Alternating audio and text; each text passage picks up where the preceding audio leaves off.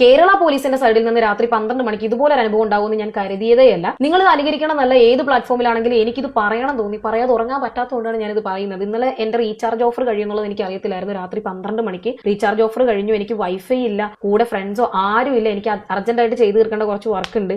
എന്ത് ചെയ്യണമെന്ന് അറിയാതെ ഞാനിങ്ങനെ സ്റ്റക്കായിട്ടിരിക്കുന്ന സമയത്ത് എല്ലാ വഴിയും അടഞ്ഞു കഴിഞ്ഞാൽ നിങ്ങൾക്ക് നോക്കാം ആ തീ എന്ന് പറയുന്നത് പോലെ വേറെ ഒരു മാർഗ്ഗം ഇല്ലാണ്ട് ടെൻഷനായി. എനിക്ക് ആ സമയത്ത് എനിക്ക് ഇന്റർനെറ്റ് കിട്ടിയാലേ പറ്റത്തുള്ളൂ. ഒന്നും നോക്കിയില്ല, ഞാൻ ഫോൺ എടുത്ത് 100 വിളിച്ചു. പോലീസ് കൺട്രോൾ റൂമിൽ നിന്ന് ഒരു ചേച്ചിയാണ് ഫോൺ എടുത്തത്. ഞാൻ പറയാം, മാം എനിക്ക് എന്റെ ഓഫർ കഴിഞ്ഞു, എനിക്ക് വേറെ ഒരു മാർഗ്ഗമില്ല, എനിക്ക് കുറച്ച് മെയിൽസ് അയക്കാനുണ്ട്, നിങ്ങളോട് ഇത് പറയാമോ എന്ന് പോലും എനിക്കറിയത്തില്ല, പക്ഷെ ഐ എം ട്രാപ്ഡ്, എനിക്ക് എന്തെങ്കിലും ചെയ്തു തരണം, എന്റെ ചാച്ചനെ വിളിച്ചിട്ട് ഒന്ന് എന്നെ വിളിക്കാൻ പറയാമോ ചോദിച്ചു. അപ്പൊ ഒരു ചെറിയ ചിരിയോടെ, ഓക്കെ ഇപ്പൊ ചാച്ചനെ വിളിച്ചിട്ട് റീചാർജ് ചെയ്യാൻ പറയണോ? ഓ ഹൗ സ്വീറ്റ് ആലോചിച്ചോക്ക്. ഞാൻ പറഞ്ഞു വേണ്ട, ചാച്ചനെ വിളിച്ചിട്ട് എന്നെ ഒന്ന് വിളിക്കാൻ പറഞ്ഞാലും മതി. ഓക്കെ പറയാടാന്ന് പറഞ്ഞു. എന്നിട്ട് ഞാൻ പറഞ്ഞു അതെ ചിലപ്പോൾ പരിചയമില്ലാത്ത നമ്പർ ആയതുകൊണ്ട് എടുത്തില്ലെങ്കിലോ 2 വട്ടം വിളിക്കണേന്ന് പറഞ്ഞു.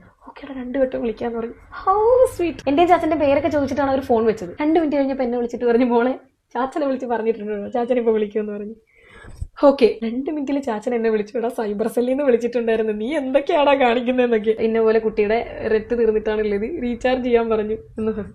നിങ്ങളിത് കെയർലെസ് ആയിട്ട് ഇത് അനുകരിക്കണം എന്ന് ഒരിക്കലും ഞാൻ പറയത്തില്ല, പക്ഷെ ഒരു ചെറിയ ആവശ്യമാണ്, ചെറിയ കാര്യത്തിന് വേണ്ടിയിട്ടാണെങ്കിൽ പോലും ഞാൻ ആ പാതിരാത്രി 12 മണിക്ക് വിളിച്ചപ്പോൾ എന്റെ ചാച്ചനെ വിളിച്ച് മോൾക്ക് റീചാർജ് ചെയ്ത് കൊടുക്കൂ എന്ന് പറയാനുള്ള അവരുടെ ആ ഒരു ഭയങ്കര സന്തോഷമായി. നമ്മൾ ഒറ്റയ്ക്കല്ല, നമുക്ക് ഫ്രണ്ട്സ് ഇല്ലെങ്കിലും നമുക്ക് ആരില്ലെങ്കിലും നമ്മൾ എവിടെ പെട്ടുപോയാലും നമ്മൾ ഒറ്റയ്ക്കല്ല എന്നുള്ളൊരു ധൈര്യം എനിക്ക് കിട്ടിയ പോലെ തോന്നി. ഞാൻ ബിഗ് സല്യൂട്ട്.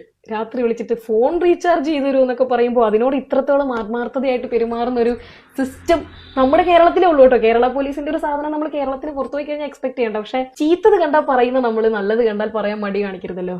കേരള പോലീസിന് സ്വീറ്റി മോളുടെ വക ബിഗ് സല്യൂട്ട്.